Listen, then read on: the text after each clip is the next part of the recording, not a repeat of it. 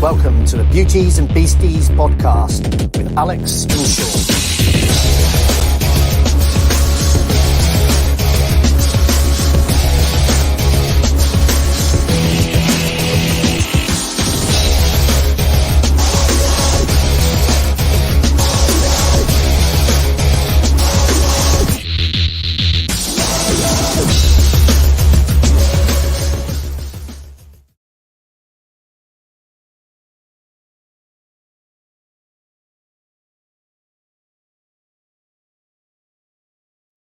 Hello, hello, hello. How are you doing, sir?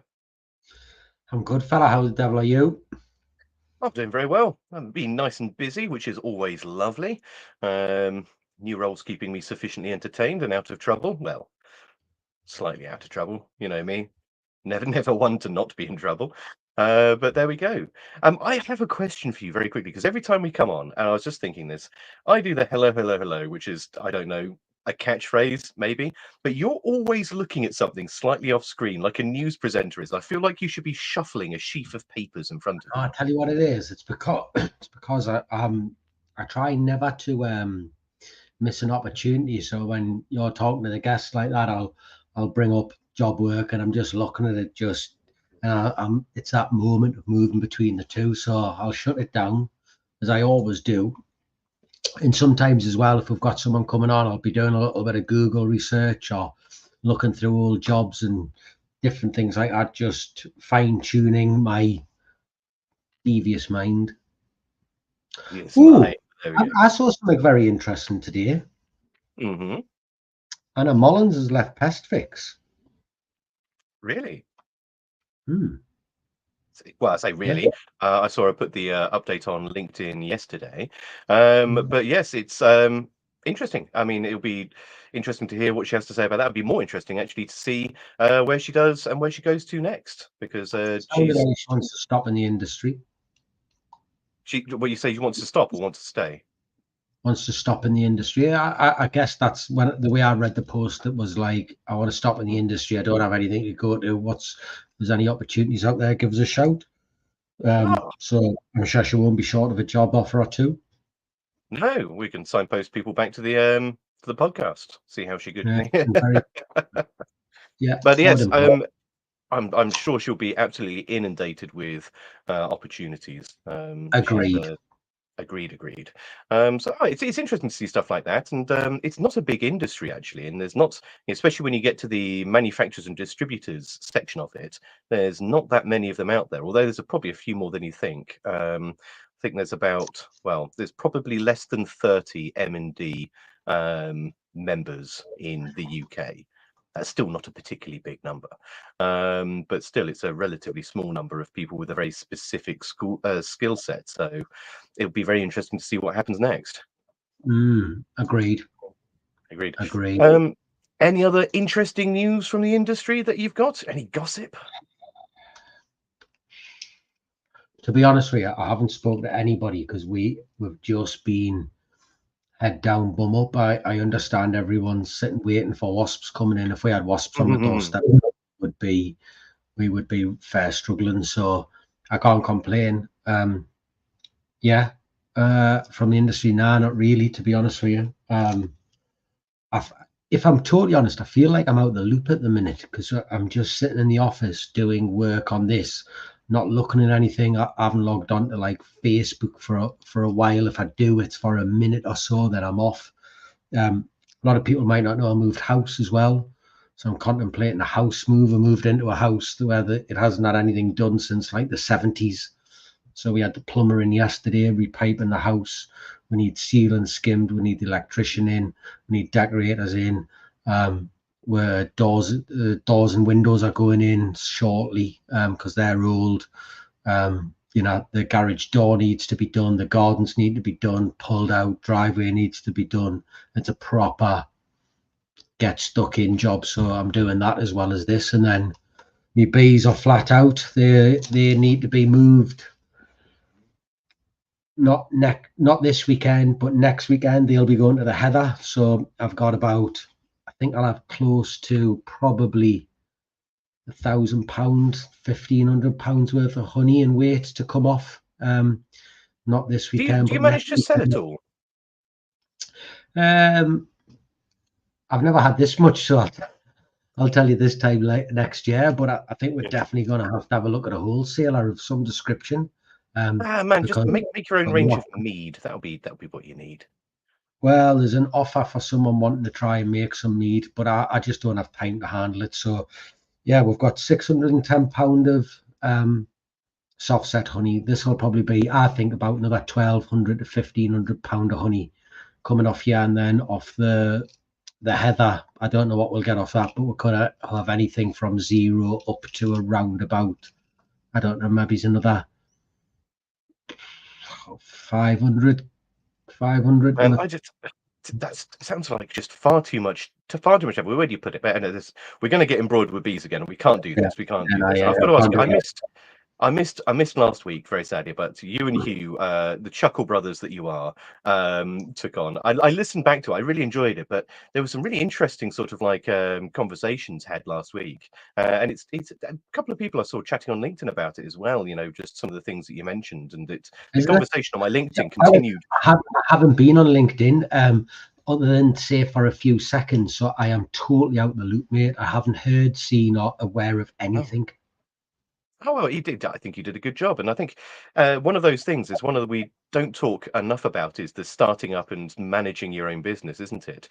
Because I think 80% plus of our industry is micro businesses, people who did it, who've had to start up on their own, had to do everything else there, and it's not just a case of doing the work; it's running the business at the same time. So, hopefully, you Yeah, did a lot of people a lot of good last week, and I'm sorry that I missed it, but. I'm here now, my dulcet tones and my ever flamboyant t-shirts.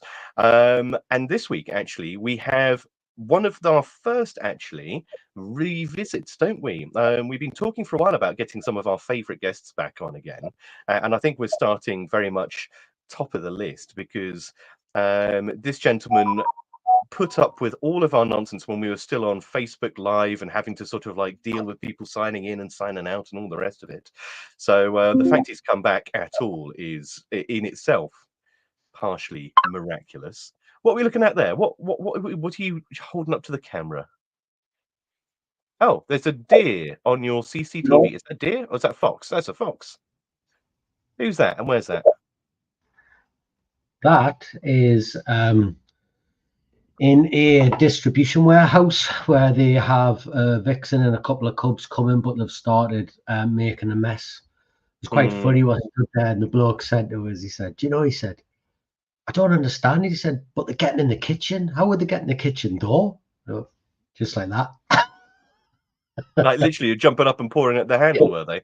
Oh, Yeah. crafty little buggers, The aren't sounds they? of the kitchen kicking the bins over, so they're due to come off. They're getting fed up. In fact, I'm going to switch that down because I know what's going to happen. It's happened the last few nights. They're going to go nuts.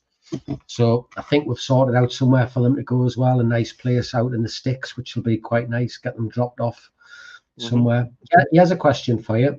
In fact, good time to bring Andy in because Andy can give us his thoughts on this as well. Because this has cropped up again, and it would be nice to know what the Americans' take on this would be. Do you want to come on, Andy, and then we'll get him Tell on. you what, yes. Well, very quickly, let's introduce him. Here's Andy. He's from, well, actually, let's let him introduce himself. Hello, Andy. How are you doing, Hello, sir? fellas. How are you? So you said you looked for your favorite guest to have back, but then you ended up getting me instead, right? Is that how that works? That's not entirely what we said, but That's what I heard. no. Oh, I mean, it's we're very, very pleased to have you back, and as our first of the returns, couldn't think of anyone better at all. So thank you ever so much for coming back and joining us. But for those who haven't listened to your previous foray into Beauties and Beasties, can you just tell us a little bit about yourself, who you are, where you're from, Yeah. the 30-second elevator pitch Yeah. with the Ghostbusters as well, if you like? For sure. Yeah, that's a classic. Yeah, I was an elementary school kid, wanted to be a Ghostbuster, taking up paranormal investigation and whatnot, and that rolled right into pest control investigation. So been involved with professional pest management since 1997. My wife and I own Permatech Pest Management here in upstate New York for 16, 17 years now here. So having a good time with that. Excellent. And of course, Sean has a question for you, but very quickly, I'm going to say you've done it again, which is you've undersold yourself. And you didn't mention this the last time, and in fact, you didn't mention it when I came on to your podcast. But you actually have your own little labs, don't you? Yeah. We have an urban entomology lab that we run in-house here. And we've done a number of little smaller research projects, and we're getting more and more ambitious, let's say, with the organisms we're raising and the types of research we're doing. We've partnered with a few staff at different colleges and things and universities over here to help us out with that. But yeah, that's an exciting part of what we do. It's been a passion of mine since day one. You know, the first thing I bought after a B&G was a microscope when we started the company. So yeah, it's been a fun thing. It's amazing, actually, the number of pests, especially in the UK, who are investing in microscopes. You know, either the nice digital, cheap and cheerful £30 ones. There's a couple of folks who've gone whole hog and got the full optical reflecting microscopes and the rest of it. And there we go. Yeah, they enjoyed the podcast about your in-house cool. labs. So Yep. you have an international viewership. But we're going to get you on to talk about wasps, and Okay. I think it's only fitting to say that you are an entomologist. You have your ACE, don't you? No, Is that I correct? haven't taken the test yet. No, I haven't taken the test. I know. Oh, My oh, problem's finding a proctor. You have to have a proctor of a certified entomologist to hit it. So yeah, I just got to do that. That's been something my wife's been bugging me for years now. She's like, just get it done. And yeah, you've we got to to get it that done soon, Yeah, I because know. myself and a couple of others in the UK have actually signed up to do ACE International. So I've myself, seen. Niall, he'll be listening tonight. He's already been on. Niall's been very good at organising the whole thing. But we'll be sitting the ACE International. We've managed to acquire ourselves a proctor to either do it by proxy or to pop over. So That's yeah, awesome. you have to get it done soon, Yep. because if we beat you to it, that's just, we're not going to let you live that down. That's embarrassing. Yeah, no, I can't. There we go. There we go. Now says join us. There you go. Borrow our proctor. There we go. Lovely stuff. Right, Sean, what was your question before I just ramble? Got some foxes, 2 cubs and a vixen. Going to trap them. When we trap them, going to relocate them. There is a belief from some within the industry that is cruel, and that kicking them out in an area where they don't know will almost certainly cause their long lingering death, and should be avoided. And then other people would hate the thought of me dropping a bullet in its bonce in a trap and putting it in a hole in the floor. So the truth is, from me, full disclosure, I've got no issues at all with kicking them out somewhere where I feel like they won't cause a problem. Thoughts, right, wrong, good, bad? Geez, yeah, that's a tough one. Yeah, it's probably difficult for that organism once it gets relocated to find habitat, food, cover, everything that it needs to sustain itself in a new environment. My thought has always been, aside from disease vector organisms, so over here bats are rabies vectors for us, we euthanize those. Rats and mice, obviously disease vectors, so we get rid of those. But things like a fox, I would give them the best chance you can.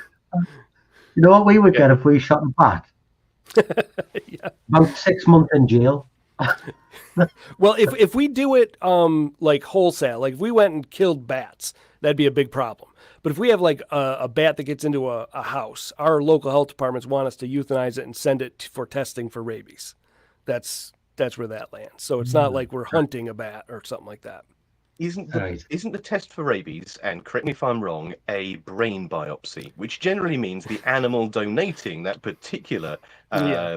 bit of tissue is going to be dead? Yeah, usually it's you send the head. Go fully Ozzy Osbourne on it, right? Another one for rabies. You just bite it right off. Yeah, exactly. But larger animals, I always felt like at least give them a shot.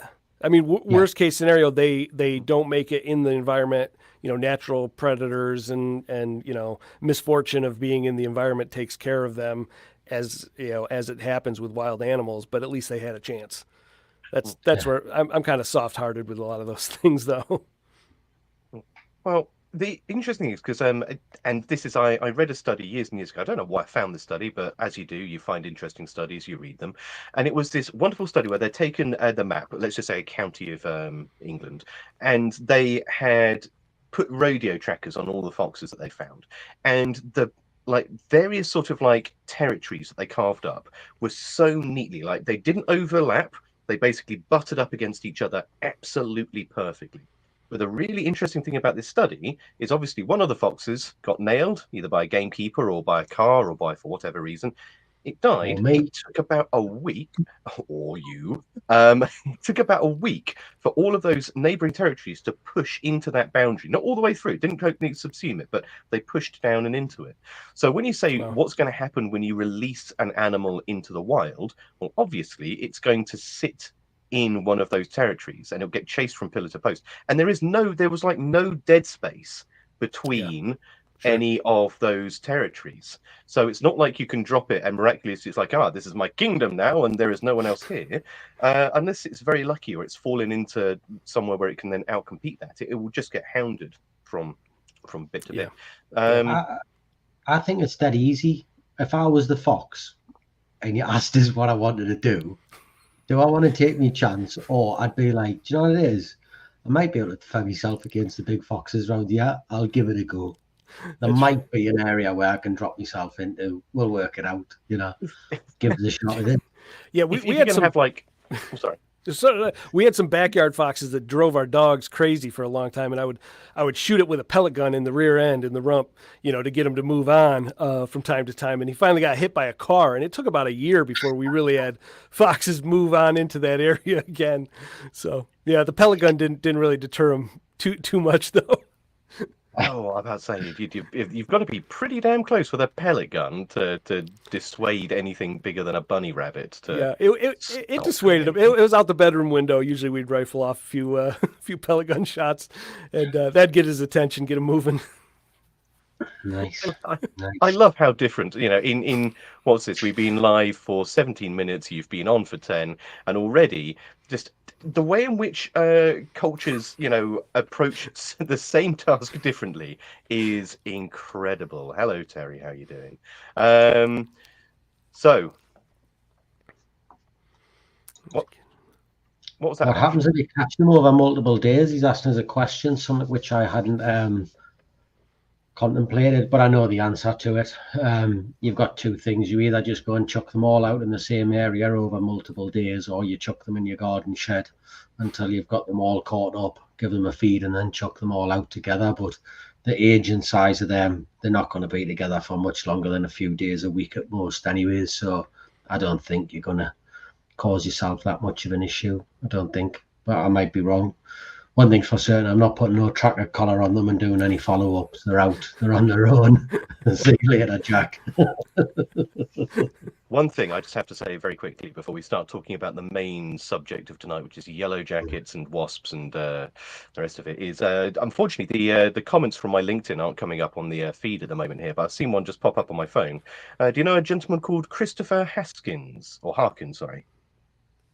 He just put a comment saying Andy is very good at underselling himself. So it seems as though a reputation you have here for just, God, never thought that, but there we go. Well, okay. just a wildly embarrassing there. But yes, to give you a little bit of background as to probably what we're going to be chatting about in depth tonight is wasps or yellowjackets. You have a lot of different species of wasp out in the States, don't you? And I believe actually your yellowjacket is not the same as our Vespula species. It's something slightly different. They're a paper wasp species, aren't they? They're a bit more, they make open combs. They don't have a fully enclosed nest, or enveloped nest. So it's a little bit different, but you still do get Vespula out there. You still do get Germanica, I believe. Yeah, so we have a handful of vespids that we end up dealing with. and some of them are the traditional paper wasp, what we call paper wasp. There's an American paper wasp, European paper wasp, as we call them, and they make an open comb nest. And they maybe top out at 50 workers, something like that. They're fairly lazy. Their attack pattern isn't very organized. They're kind of not anything really to worry too much about. We treat them and knock them down. We also have what we would call the Yellowjackets, and there's Germanica. There's an eastern yellowjacket. There's a handful of different ones, various bald-faced hornet species that we'll have as well as along with, and it's not a paper wasp, but a European giant hornet, which you guys have obviously over yonder. It's just our regular hornet, mate. No, and that's the only true hornet we have in North America, aside from the yellow-legged, hence renamed from Asian or murder hornet, that is, I guess, on the West Coast now. I don't know what the politically correct name exactly. I think it's yellow-legged hornet is what they're going with for the common name for that one now. Yeah, I mean, they have been pushing to change the name. I don't believe it was through any sense of political correctness. It was more the fact that when you Google, and a lot of people do Google Asian hornet, you were getting the giant Asian hornet, which is a much different animal. And those things are, quite frankly, terrifying. They're big as a small rodent, and they'll carry you and your chihuahua off. Sure. But so I think they were renamed to the yellow leg hornet just to stop this the media frenzy of putting this great big animal up, which was, if nothing else, for professionals, wildly irritating, but actually for the conservation efforts, hugely hindering, because people were just not recognizing it. And still to this day, you ask a member of the public, what does an Asian hornet look like? And they're like, oh, they're this big and they're huge. And actually, no, they're quite diddy little animals. Also, we cut. If we mention Asian hornets one more time, the world implodes. We have a 3-mention limit on it. Okay, perfect. It's become We're done. somewhat of a running joke. We don't talk about them anymore. So our Yellowjackets do make the enclosed nest. So we'll have all three kinds of the nest, where you have a ground nesting Yellowjackets, aerial nesting with the ball, the classic, what we call a danger pinata that hangs on the tree or whatever. and then void nests, which are the most troublesome. Yeah. I am borrowing that. That is going into my vocabulary. That is the danger pinata. Oh yeah. Oh, yeah. I absolutely love that. You whack it with a stick, you get a different kind of treat, different kind of surprise. Absolutely, yes. That's it. You don't want to play that game too often. So yes. So in the UK, we've, of course, wasps. The two main species that we deal with are Germanica and vulgaris, and there's a couple of other species as well. We've got our meridian wasps, and there's a whole host of other different sort of wasp species. But it's really those two that we deal with, and very occasionally do we have to deal with our European hornet as well. But for years and years, and when I mean years and years, I mean living memory of almost all pest controllers, the number one way of controlling wasps is to use a dust stick, a lance, a DR5, or any of these other bits of kit that we have, a pressurized cylinder to fire dust, Bendiocarb, into the nest, or as close to the nest as you can get it. And Bendiocarb is fantastic in the sense that it's not exciter repellent, and it's not, as many people think, it's not that fast acting actually compared to a lot of the pyrethroids. So wasps would drag it through, they drag it into the nest, they drag it all the way into the nest. You'd have a whole nest kill relatively easily, relatively cheaply, and with relatively low-tech gear and not a huge amount of fuss. And for years and years and years, a good wasp season was the money that you put aside to go on a holiday or to upgrade your kit or to, do any of these other things. And even if you were working, stack them high, sell them cheap, you could do very well. I knew there's a couple of guys who, I've put it in the comments, guys, the most number of wasp nests you've done in a day. But I've known people getting easily into the 20s in a day, just running around wasp nest after wasp nest. And it's good money. It's wildly unpredictable money. You mustn't sort of bet your house on it, but it's good money.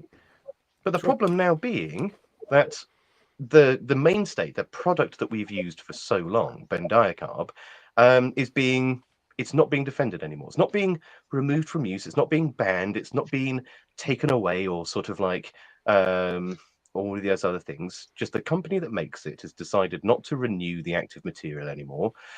And it was only made by one company. So that's it.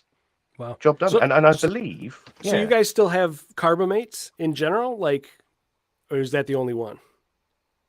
So to say no is not correct. There are a couple of carbamates out there, but they are not dust formulations. You find them in things like gel formulations for cockroaches. You got Indoxacarb, for example. Yeah. But classically, Bendiocarb, which is what was used for this particular purpose, is no longer being defended, and as such, there is no dustable carbamate. Sure. We Okay. don't have any sprayable either, do we? We don't have any sprayables, do we? No wettable, no liquids, do we? There's no liquid formulations. There used to be a dispersible powder formulation in water, which disappeared some very long time ago now. So really, it's just in some gel and not even that many formulations as well. So there are some there. The same as there's still some OP formulations out there, but they're very few and far between, realistically. So that's it. Yeah. Yeah, we had that product was canceled as far as its registration here in the States. I think 2001. That was Wow. I had never used that material in all my career.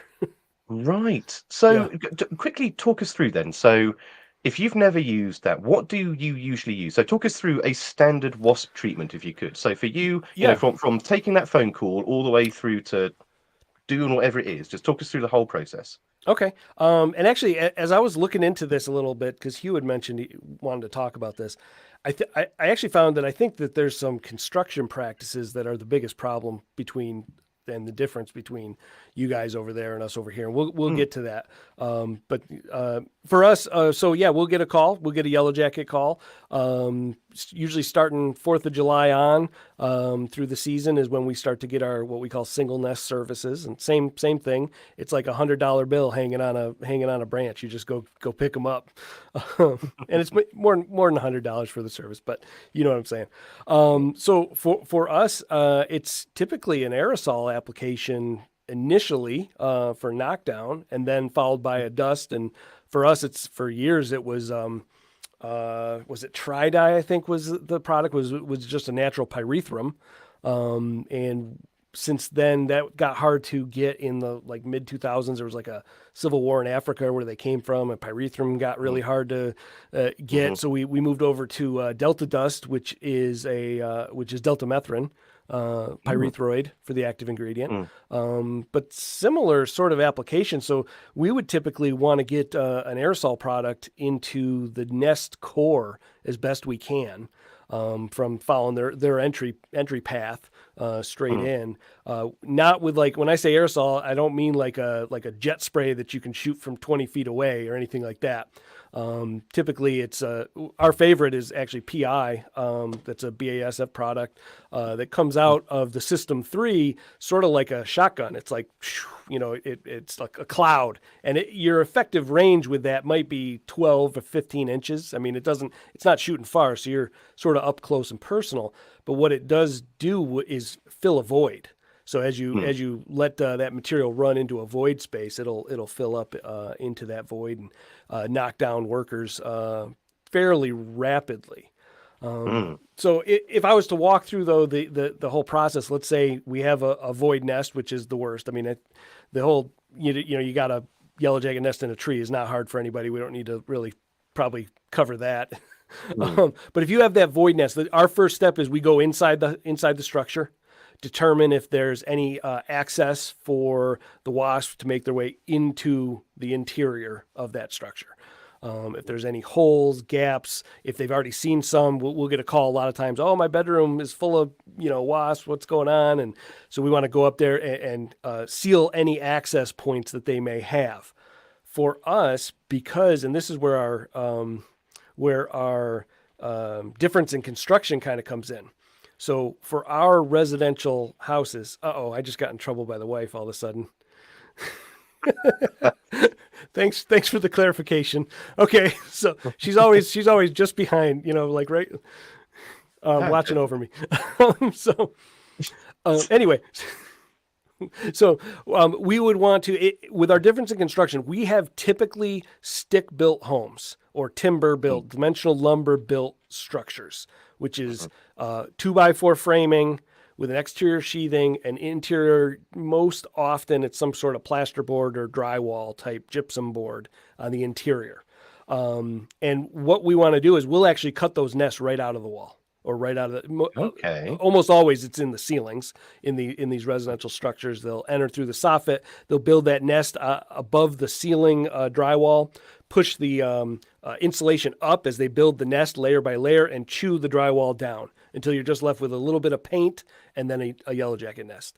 You'll see a little watermark on the ceiling, and we'll go from the inside. We'll inject with a System 3 an injector tip, the aerosol, treat that, cover it with some painter's tape, drop it all out of there, and pull that nest out. Same thing. I mean, it might take 45 minutes to treat and extract the entire yellow jacket nest, leave some dust, some of that delta dust, deltamethrin behind, seal it up with duct tape or painter's tape or whatever.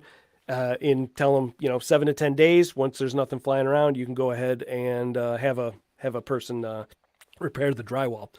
We don't do repairs ourselves, but have a contractor repair the drywall. Your problem is solved. So those void nests are extremely simple and quick for us to do. Yeah. So I can see why you said straight away that construction and engineering are Huge. not going to be our friend with this. Not at all. There are some questions coming out in the comments, but I just have to very quickly say, because so how, and you do have, brick built and Right. cinder block buildings. Yes. You must do. Yeah. So how would you achieve a similar resolution but with a cinder block or a red brick building at that point? Because of course poking a hole through that is significantly more tricky. Yes. Yeah. So what you guys have, I did some reading. I had no idea about how domestic, structures are built in the UK and I never really had any interest to find out till now. So apparently brick and block is a big thing over there. You have brick and cinder blocks and all these voids that are created within armored environments of concrete. It's like you couldn't find a better place to put a yellow jacket nest to protect it. Absolutely not. I mean, and in defense of our architectural design, it's considerably wetter and nastier out here. I think timber built buildings would not have the longevity required for a 50-year mortgage over here, put it that way. And not to mention the fact we have, but architecture does change. So it depends on when you go. And you speak to any drain specialist in UK, of which we have a lot of drain specialists now, and they'll be able to tell you exactly what's going on underneath the building fabric by just looking at the exterior of the building, because depending on when it was built, and we're not talking hundreds of years ago here, building design has changed between now and the noughties, between the noughties and the late 60s, especially around between the 30s and the 60s, because we had a lot of unscheduled demolition of buildings during that time. And go further back before that and you start to have a lot of Victorian Edwardian construction as well. So it's all slightly different. But yes, you're right that we tend to have a double skin design, mostly because the humidity and the temperature, it's cold here and it's wet here. Sure. And so you have to have that void in order to stop a lot of damp issues occurring in homes. Yeah. So I think there might be some availability of timber issues as well. Like where we are in New York State, we're on the border of like the second largest timber resources in the world in Canada. So for us to get lumber is it's free. I mean, there's timber everywhere. So so the point though is that those are what we would consider commercial buildings. We see that kind of construction where you have a brick facade, usually some sort of insulation fiberboard material in between, and then a cinder block sort of substructure in there. And by far, that's the worst spot to put a yellow jacket nest for us, for control measures. With every those, single one we deal with, then. and so everyone is the worst one we do. Yeah. Yeah, so we may get 10 like that a year out of 180, yellow jacket nests we do. You're probably doing 180 of them like that. So for us, we'll do a similar sort of procedure. The trouble is getting the aerosol in far enough to reach the nest core. So oftentimes they can make turns. So they'll get behind the first layer of the brick. They'll take a left. They'll walk down, an electrical wire, and then they'll take a right, and then they're into a hollow block wall, several feet from where you are. Which at that point you're really relying mainly on the dust application to get that dust in as far as you possibly can get it. The same way, it's just with a pyrethroid. The Delta Dust formulation isn't very aggravating. So I mean, if you dust with Delta Dust, you don't have. It takes a long time. They'll come out pure white like they were rolling in snow, and they're fine. They fly off. I mean, they're going to die, but it doesn't affect them. It's not, I guess, available for them, to be contacted with super fast. So it takes a while. So with those situations, we will dust them heavily. We'll try to dust them from the interior, but I guess with that, you have less of a chance of interior migration than when you have like drywall interior walls and whatnot when they're in that void. Because if we go with an aerosol and dust and we don't go inside and cut that out of the wall, they'll chew through that drywall and be inside the house in mass numbers instantly. I mean, Just in within panic, an hour. yes. Yeah. Within an hour. Yeah, Wow. it's not a call you want as you leave the house, and 2 hours later you're home, having a drink, eating some dinner, and the customer's calling you saying, "I got 500 Yellowjackets in my bedroom. You got to come back here." So you want to watch out for that. But That's got to be an awkward conversation, hasn't it? Like, Yeah, I'm really sorry. I've had a couple of pints. Can you wait till Monday? No. Okay. No, they can't wait. And plus you don't really even have that option to find them from the inside and drill a hole, access hole, because we will do that from time to time. But you can't hear them with a stethoscope through that block wall. It's that's your biggest problem, I think, is the construction types that you have. That's your trouble right there. So do you use stethoscopes a lot to find the wasp nests? Yeah, a lot of times you don't need them because you'll hear them in the drywall. It resonates like a drum where you have drywall stretched across 2x4 studs. It's resonates really well. So it sounds like I don't know if you have if you put milk on Rice Krispies cereal and you hear that. Yeah. I mean, you'll hear that when it's a big nest, or you can use a stethoscope when it's a smaller nest and they haven't really chewed through it very much. But you'll definitely hear them, just like finding carpenter ant colonies with a stethoscope is a good way to go. I was only talking about using stethoscopes for ant colonies a little while back, and it never dawned on me to do the same thing for wasps. But I mean, that's amazing, a repurposing of technology. And B, I love the mental image because you've got to look 100% mental, haven't you? Just holding a stethoscope up the wall and being like, they're in here. Yes. It's going to be so good. People either think you're an absolute genius or a total idiot. So, yep, so good. For sure. Now, do you guys when they get into these block walls, are you getting ingress? Are they getting into the house as well, or is it mainly the entry point where they're causing problems? Never say never. It's usually, and Sean will chime in here. He's got his thoughtful face on, but it's usually the entry point where the issues are occurring, and it's usually the externals. Occasionally, though, you might get them in an attic, and at that point, they might be coming down through the fabric of the building from the attic, and that might be through various mechanisms and means. But generally speaking, no, it tends to be an issue outside, which then comes down, further down the building. Yeah, I saw Neil over on the chat thing about thermal cameras. Yeah, that can be good. It struggles with block walls sometimes. That can be tough what you're going through. On drywall, it can work great. I mean, you can see things in there with a thermal camera for sure. Well, I mean, the interesting thing is, of course, because we know bees, and Sean obviously keeps bees. Bees hold a thermal mass. It's part of their hive system. Wasps, do they do the same thing? Do they intentionally put the thermal load of their hives up, or are they less reliant on that? Because bees do it for growth, but also to dry out the honey. Isn't that correct, Sean? They draw hot, dry air over it to dry the honey. Absolutely, yeah. I think the problem that you have with wasps and why Andy's getting a thermal and why you don't is because that comb is touching the drywall, whereas with us it's usually protected by that paper, that inch thick paper, and it's a really good insulator. And they just don't have the size, do they? A bee colony might be 50,000, 60, 70,000 creatures, where a wasp colony is probably going to be 5,000. And they just don't generate the temperatures, do they? We are very, very fortunate if we were to find one with a thermal. But as Andy says, 9 times out of 10, If you can find it with a thermal, you could probably find it with your ears, couldn't you? You can hear them, you can see them. They leave that shitty, dirty mark where out from the entrance, don't they? Where they, you get that staining and what have you. It's this finding them, isn't it? Yeah, no, that's the hardest part when they're in that block wall. We have a number of times where on commercial buildings you have a flat roof that is capped on top of the top of the block wall, and they'll have the ability to access into an area void above a drop ceiling, and you'll get them coming into offices that way where they're going the recessed light, the fluorescent lights and stuff. They'll drop down into those and drop down into people's offices.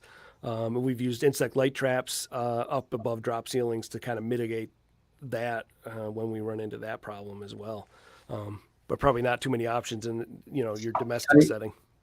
I tell you, when we do get wasps dropping into houses, we get it every year where people will say, "Oh, I've seen them there. They've been there all year and they didn't bother us, so I left them alone." And then they've gone, and now all of a sudden we're finding wasps in the bedrooms where the queens are getting kicked out and the queens are crawling through, and you're like, oh, you're pretty much done now, love. Like you've left it all somewhere, you've ignored it, and they're like, if you just make them all go away now, please. Well, they're just secreted throughout your loft in every tiny nook and cranny possible. It's, we're fighting. I know Hugh just point blank refuses at that point. He just says, "No, you've left it too late. It's your fault. Deal with them." Yeah, when those queens start leaving in the fall, that's pretty much the end there. Problematic, isn't it? Just as a question, so you mentioned that you guys have been using pyrethroid dusts pretty much full stop. Yep. You don't use the OPs, you don't use the carbamates. On average, if you have to dust a nest that you can't see with a pyrethroid, how often are you coming back to that nest? Is it a 1-part treatment? Is it a 2-part treatment? What's the recall rate on using pyrethroid dusts for it would be nests? It would be related to the depth, the distance from that opening to the nest.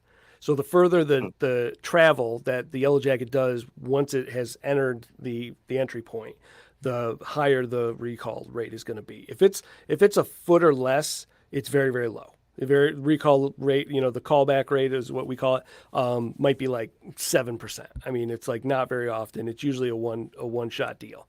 If it gets past a foot that they're taking turns and they're well back in there, we may schedule an automatic follow up. We may do a 2-part service.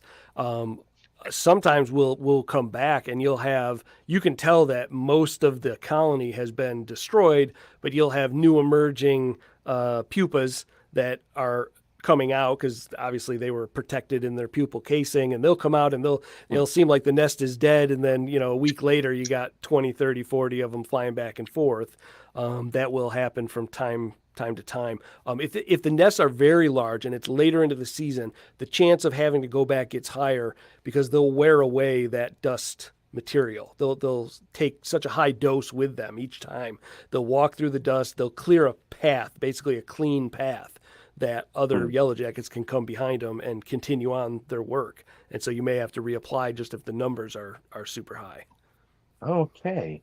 So I've got a couple of follow-ups with that, and I can see Sean's scribbling notes down, which is always a good sign. It means that his brain is doing something decidedly mischievous over there. But number one, you say sort of like, so there's two things with this, because I'm a nerd and I pick up on numbers. So you were very specific when you said 7%. So do you keep a track of these things? Is there a matrix? Is it a well-known thing? Is it something that you're taught, or is this just something from your own research where you've figured it out? No, this was from our own data. So when we do a job of certain kinds, we'll categorize them by the organism that we're going after, and then if we do a callback for that, we call it a callback, a reservice. You have to you gave them a guarantee, you told them it's going to be gone, they call you back to come back for free. That job item has its own line item specifically for that, to say, hey, this is a callback on a single nest service, on a yellow jacket service. So then it makes it very easy to go through our system and go, okay, how many single nests did we do and got paid for? How many single nests did we get called back on and have to do for free? So we'll track that. Actually, in our weekly meetings, we track our callback rate by the week for all of our various jobs. So we always want to see it under 10%. That's for us. That's been the sweet spot. So it would be internally we kind of have tracked those numbers, because what'll happen is if you don't track it, you'll just end up with your gut feeling, and you'll say, we'll have seasons where technicians go out and they say, oh my God, we can't get control of them. They're resistant to this material, or, whatever, we got to get something. We need a new chemical. And you'll want to go back and be able to fill in from that gut feel. Okay, that's our hypothesis. Maybe they're resistant, maybe who knows what, maybe you're not doing it properly, and be able to say, okay, this is the reality. And what we found most of the time is that your gut does not have a very good analytical mind. And you'll come back with, Mrs. Smith called us back 10 times because every time she saw a wasp the rest of the year, she called us back. The rest of your 100 jobs didn't call us back a single time. So do we have a problem with the service, or do we have a problem with that client? And so in that, you'll find problem clients that way, but you'll also find, okay, why did these 5 single nest services call us back 8 times, and all these other ones didn't call us back any times? And you start looking at different aspects of the structure, the treatment, what did we do, what happened, and then you can end up coming up with a better, more intelligent sort of estimation of saying, okay, when we look at the depth of that nest, we can sort of calculate, yes, every time we've had massive callbacks, it's because they were 24 inches into the structure, or something like that. So, I mean, I'm absolutely loving the idea of this, because everyone keeps track of what they do. It's called invoicing, but I don't think anyone really keeps track of success, failure, having to revisit. Arguably, people do, but I don't think it's a very common practice. And actually, we had a big conversation probably earlier on to the year, or late last year, where Hugh did a breakdown of the number of jobs that he did. And it sounded like a radical thing, but it's a bleeding glimpse of the blindingly obvious. He did a breakdown of all the jobs he'd done in the year and how much he'd charged for each of those jobs. And actually, he was doing more of this job, but it was a lower profit margin. So actually, this year, should we focus on this or that or the other? And there we go. Sean, Hugh. Sorry, I'm just getting the two of you muddled up. You're two very, dapper gentlemen. You just roll into one in my mind. But he says there 300. Now, the other thing that I wanted to pick up on before we move on, and I pass the mic to Sean, is you said 7% if they have to travel more than a meter. How on earth do you know how far they're traveling? Because you can't see them. So do you have a bit of kit? Do you have a bit of technology? How do you ascertain from entry point A, that air brick, to undisclosed location within the fabric of the building, where is A to B? How do you figure that out? Because it sounds like you have a plan. Yeah, no, we can only really determine the ones that are close by. So any one that is fairly, the actual nest is fairly close to the entry point, like let's say a foot or less, 12 inches or less. It's pretty much, we know that it's kind of right there. We can tell those ones. All the rest of them have to be further away, right? I mean, okay. So I don't have, I can't break it down like if it's 10 inches, if it's 30 inches, if it's 45. I was wondering if you had some metric, or in my mind there was 2 options here that I was really looking for. Number one, does their behavior change the further they have to move? So you can be like, that's doing that thing, so it has to be more than a meter away. Or, and the other bit that I was really hoping you'd say is you had a snazzy bit of technology. The X-ray glasses, that's what I need.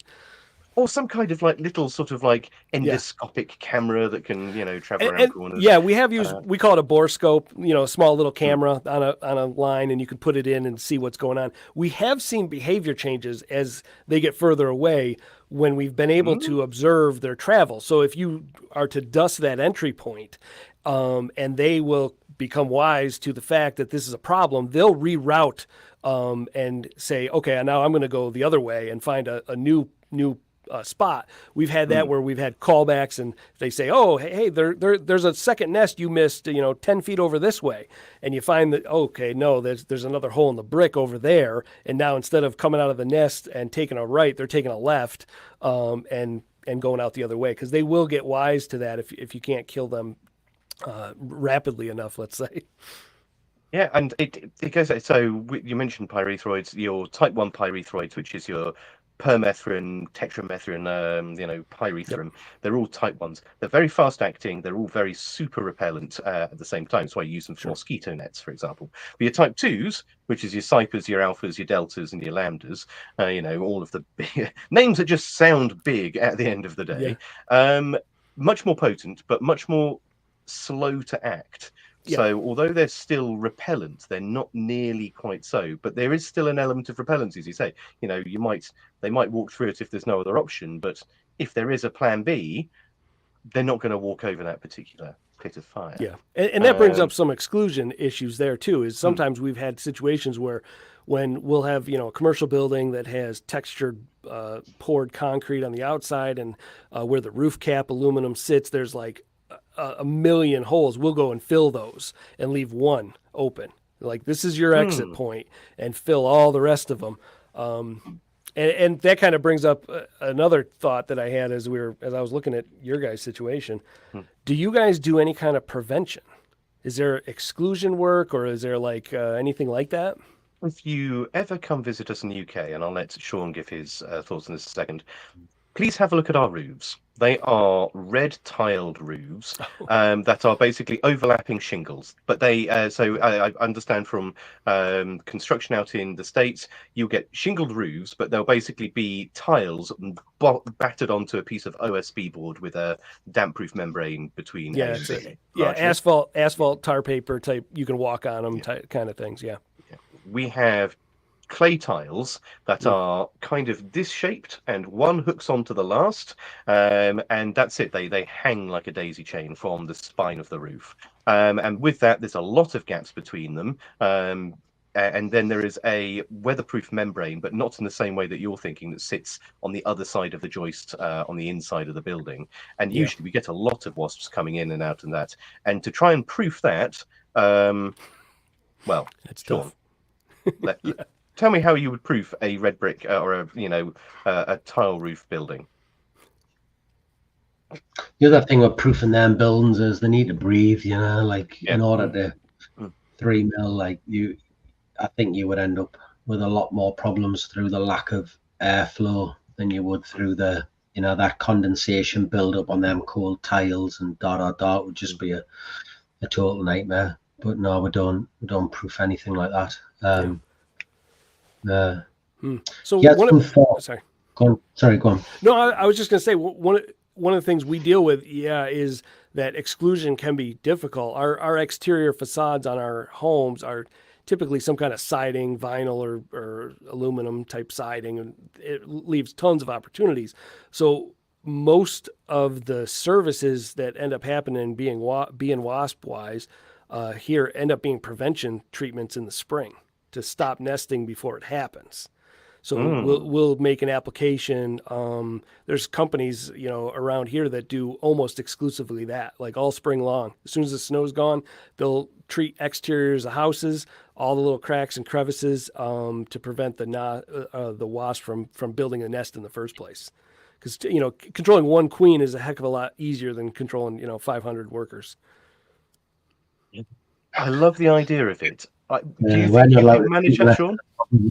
Not a fucking chance as there are. Ours is unless there's a problem there, you can't use it because they're petrified of other non-targets picking it up and getting into the food chain and and all that. So it's not an option, is it? And plus, I don't think the British public would.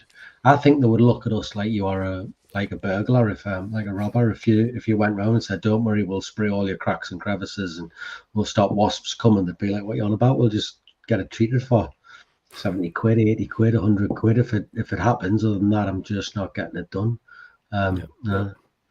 That's a big business over here for the residential service companies. They'll do liquid applications in the spring. Some of them, that's their main thing. All they do is liquid applications outside. They'll blast someone's whole house top to bottom. Do it in the spring, do it again in the summer, do it in the fall, go around their 100-gallon, gas powered sprayers and shoot. And usually it's like, there's neonicotinoids and All the phenylpyrazoles and good all stuff. kinds of things. Yeah, yeah. You don't have a problem with wasps after that. Yeah. Well, I imagine you don't have a problem with much after that. No, no. Just for the sake of people listening back on Spotify, you should have seen Sean's face during that. You know, just Makes it's me such a uncomfortable. change. It makes you uncomfortable, and this is the funny thing. This is why I desperately wanted to get you involved, because the practices or the approach towards pest management, in two cultures that you would consider to be very closely intertwined. You know, thought process are the same. You know, we watch the same TV and we largely eat the same fast food, but at the same time, our attitudes towards pest management are two very different practices. Yeah. If you were to tell someone in the UK, right, I'm going to Bowser the side of your house with chemical, they would report you to the police. But out in the States, you know, we do almost I say that wasps are pretty much the closest we get to it. As public health pest managers, there is almost no external application of insecticides whatsoever. For us, 99 to 100% internal. And the thought of spraying the side of someone's house is shock and awe. Well, and I think that might be a function of population density. So, like, if you look at the UK, you have 50 million people, and New York State has 18 million people. And we have the same geography. We have basically the same square miles for both of those. So we're spread out. I mean, you have houses that are an acre more apart from each other. Your neighbor is not like right next door, so it doesn't really affect them. So I think there's some of that. I could completely see if you had, you know, house on top of house on top of house, you know, you're going to have at least one of those neighbors is going to throw a holy fit when you show up with a fire hose. Especially if they close their windows. Yeah, I mean, let them know. So what is the external spraying? What are you trying to prevent with that? You know, when you Bowser the side of someone's house. Yeah, so bees and wasps are a big one around us. Ants is another one. People are treating for spiders, and you know, anything alive basically is what most of the homeowners don't want to see. So it's not something I'm not an advocate for that sort of application. We don't, as a company, we don't have any big power sprayers. We don't do anything like that. But it's a common practice. So that's what, you know, around here. That's so incredible. Sean, how do you reckon if I have a polite word in the right ears of some regulators, how would you like to Bowser the side of someone's building? What? Listen, they've got rid of Bendiocarb because they don't like us putting 10 grams into a nest site within the walls of a you know, directed in out the way. They're like, that's a little bit naughty, we'll take it off you. I don't think they're going to cope with the 100 litres sprayed through a power sprayer over the walls, floors, ceilings externally. You know, I remember being on Pest Cemetery and I seen someone made a comment and I just giggled my head off because it was so different. They were talking about whatever it was, ants or something like that. I can't remember. And they're talking about spraying the outside of a building, which is odd for us because we're pretty much internal only usage on insecticides. Oh, there you go. And we are not allowed to put it onto soil. You know, that's like a no. And someone had wrote something about getting it on the soil, and I thought, he's gonna get slaughtered here. They're gonna hang him out to dry. And everyone just jumped on it. They're like, yeah, make a right good mulch with it.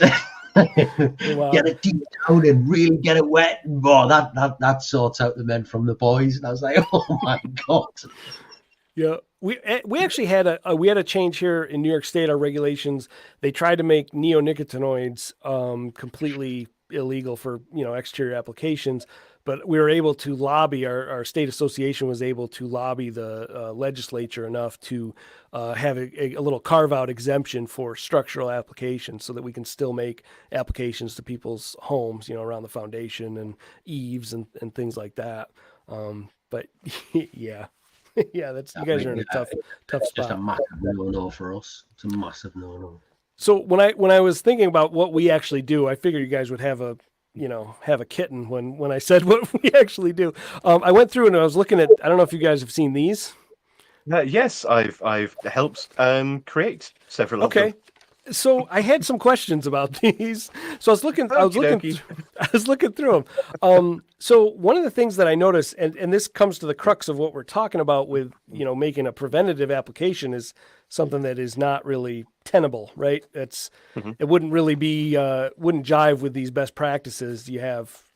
It doesn't jive with the best practice. It also doesn't jive with the law. So in the UK, because I think what you're going to say is we do not advocate for preventative insect management. In fact, we don't advocate for the preventative or proactive use of chemicals in the UK. Sure. In the UK, we have to have shown empirically that there is a pest or a problem.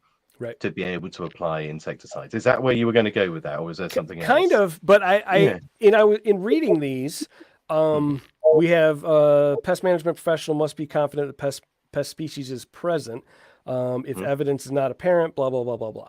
So I wonder if you were to go in the spring and do an inspection of someone's home, and you see Yellowjackets that are doing nest seeking behavior. You see them bouncing along the brick and they're looking for a hole to go into. Or you see evidence of vespid activity. You see old paper or whatnot. Would that qualify as identifying the pest or evidence of that pest? I would say not.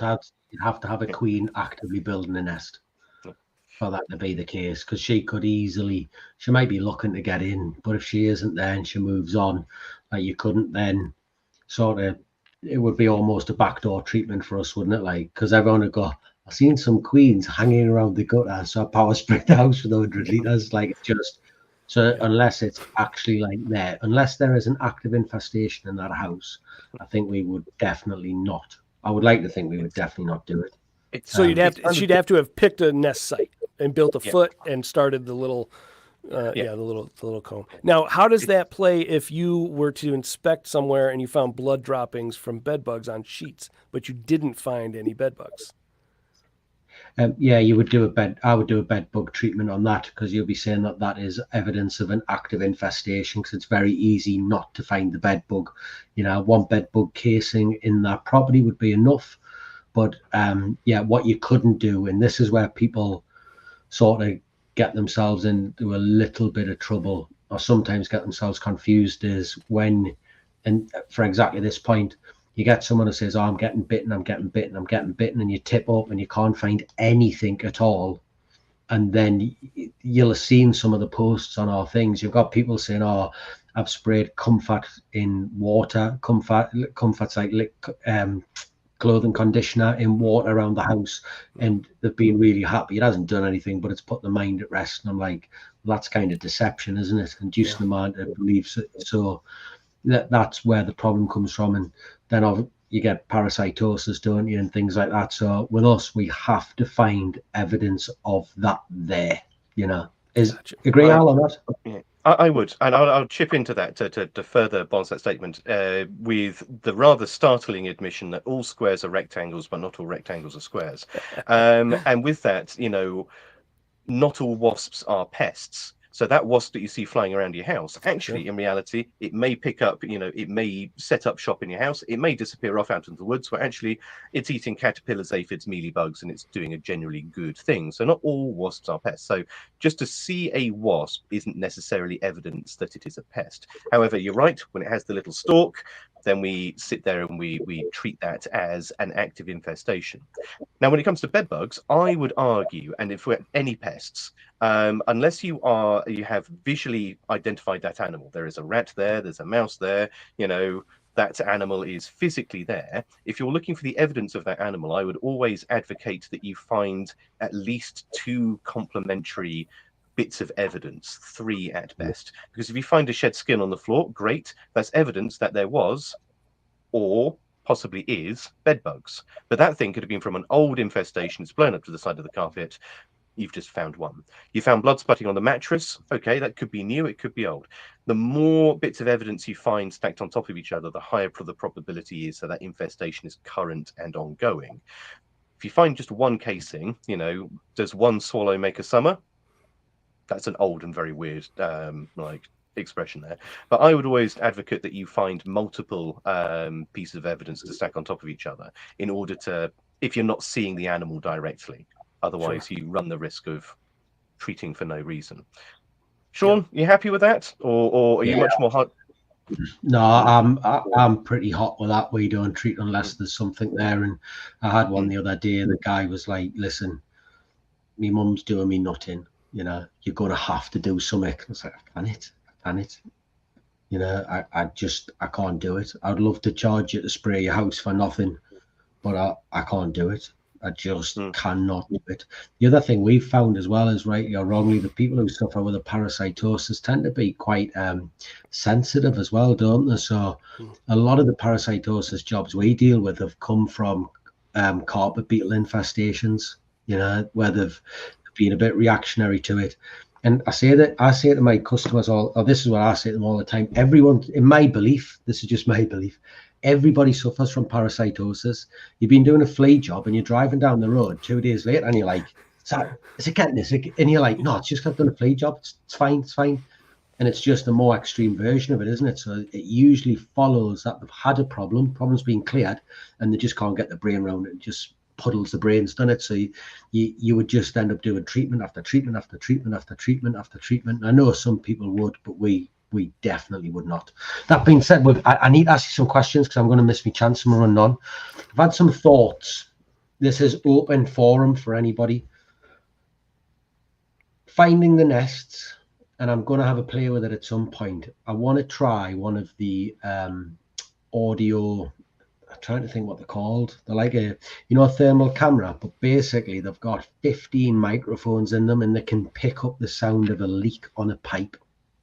Parabolic microphone. It's called audio. I'll bring one up. I've mentioned it before with a Hornet, and I've got this feeling that will work. It's like a stethoscope on steroids, but when you hold it up, it puts a red dot in the area where it's coming from. You know, and they can literally find a hissing, a tiny hissing noise, and I'm like, yeah, that could work. Here's a thing for you guys, and this would probably be definitely one for you, Andy. When you talk about distances, how are you getting to the point to treat them? So there's a air brick or there's a hole in a building and it's at 6, 7, 8 meters high. Are you treating from the floor with application? Are you getting the ladders out? You're getting up close and personal? How are you doing that? We like to get as close as we can, and then we'll use a B-pole beyond that. If it's something that's beyond reach, we'll attach an attachment to a pole. It's a B-pole. So there's a couple different versions. The one we like attaches to any standard painter's threaded pole.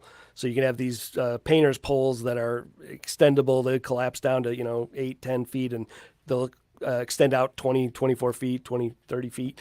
And the one we like has, I think it's called a gotcha. It's got like an attachment that'll hold either a billows duster or an aerosol can, and then has an actuator with a line that runs down to the bottom of the pole. And when you pull it, you can actuate an aerosol. So we'll do the same procedure, stick the crevice tip into the entry point, hit the aerosol, switch out to a billows duster, go up into the same hole and shoot the dust into there. I haven't liked the pump ones. There's ones where there's like a pneumatic device at the bottom of it and you pump air and it's supposed to shoot through, and I've never had those work well. You'll pump them 50 times, nothing happens. 51st time, all the dust comes out of the thing. So yeah. So do your nozzle or your aerosol tips, your aerosol nozzles, are they different compared to just a normal aerosol nozzle? They have a crevice tip, probably 6 inches long, tiny little crevice tip. I don't know what, I should have grabbed some. I could have brought them in. And actually, I saw earlier we had a question about a System 3. Somebody asked if I said, what's a System 3? I'm surprised you guys don't use those. I thought everybody did. So System 3 is a aerosol delivery mechanism. It was actually, I think it was Whitmire started that before BASF bought them a million years ago. BASF makes them still. And it attaches to the top of a can. There's like a little locking mechanism and a shutoff valve, and then there's a coiled hose that goes to a hand gun that has a crevice tip on the end of it. So the can stays on your belt and stays upright. And no matter which orientation you go with the sprayer, with the actual gun and crevice tip, it doesn't like, if you run low, you can use the whole can. It doesn't like where you tip over. Yeah. And typically how much of an aerosol can are you using per nest? It's funny. That actually depends on how many years you've been in pest control. So as you've been in pest control longer, the amount of aerosol you use gets smaller and smaller, because you don't need as much. You know, people that are more green, I've seen where they'll be like, I used like 4 cans today. I'm like, you did 4 nests. What the heck happened? You know, they're just like letting it run. You probably are using 1 ounce to 2, I would say, if you know, when you're doing that application properly and it's not dripping out of the hole and, you know, all kinds of nonsense. So probably 1 ounce to 2 ounces. I mean, it's interesting. Sean, I can see you building up there. Yeah. If we picked, and I don't know, this is where Al comes into his own, if we think about the correct liquid, and I don't know what it would be, if we had a multi-directional nozzle on it, so you put it into an air brick and it can spray 360 degrees with a liquid, is there liquids out there that are going to be sufficient to leave enough down, or would we still be looking at pumping a dust in a 360 or trying to get, because the problem is the dust that we have, Andy, left, Vulcan is notorious for blocking. I think it's a fucking load of shit for wasp nests. Like, some people like it. I think it's terrible, but the blocking thing is an issue. I don't know how it would go through a multi-directional, but I don't know, say you use something like Cyphermax Plus or Perbiochoc, Al, if we could blast it in a 360, would that be suitable to help gain control or not? Or am I just living in a dream world? I think if you got in there, that kind of access, and just about anything would work at that point. It sounds like you're like, we have complete release aerosols like that. They call them bug bombs. They're like a grenade, you know, a little canister that's maybe like 4 or 6 ounces. You hit the button and the whole thing goes and it lets everything out. I mean, if you could get that inside of this. No, what I'm thinking of is at the minute we have just a straight nozzle. You put it in, give it a blast.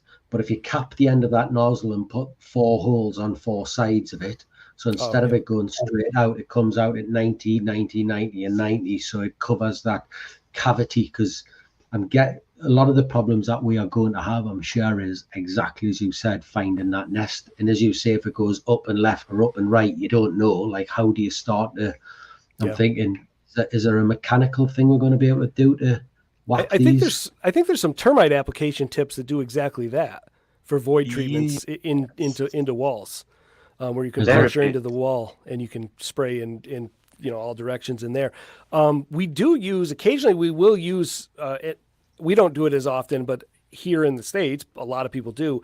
We'll use liquid applications on those nest sites, but it's not an option for you guys because the most common is fipronil and imidacloprid. So you got a neonic and a phenylpyrazole. So they'll treat with those liquids into the entry point, and they're non-repellent and they do quick work of a void nest. But neither of those are options for you guys. So I use a lot of liquids on nests. Yeah. Because we'll go into loft spaces and we'll find like what you classed as a pinata, a danger pinata. But you find that in a loft space when there's like loads of joists and things like that, and you can't get in and out quick. We'll certainly use a lot of like really fast knockdown stuff, so you can get over and as you're giving them a wallop, push it in, spray them, kill them. We'll do that. We'll do that with like bald-faced hornets, where they have multiple exits instead of just one exit from a exposed nest. I'll mix up some material in the B&G, and it's really just the mechanical action of the water more than anything. I don't care about the knockdown necessarily. I just want to slow them down on the outside of the nest as I approach it and get the injector tip into the through the paper and get finish them off. Here's a question for you two guys then. If you had a really particularly troublesome one, treatment, time of day, will it make a difference? I mean, we do them all day. Thing at night. I mean, they say, first thing in the morning most would be home, but we just schedule them business wise. It makes more sense just to schedule them whenever we're on the route. I agree with that. Biologically speaking, you want to try, if you're going for a full nest kill and you're treating the nest, you want them all to be in the nest. But talking commercially here, knocking on someone's door at 3 o'clock in the morning, I'm here to do your wasp nest. I don't think they'd give you a tip, and you certainly wouldn't be on their Christmas card list. Back to your previous question about the formulations and spraying a liquid into a wall.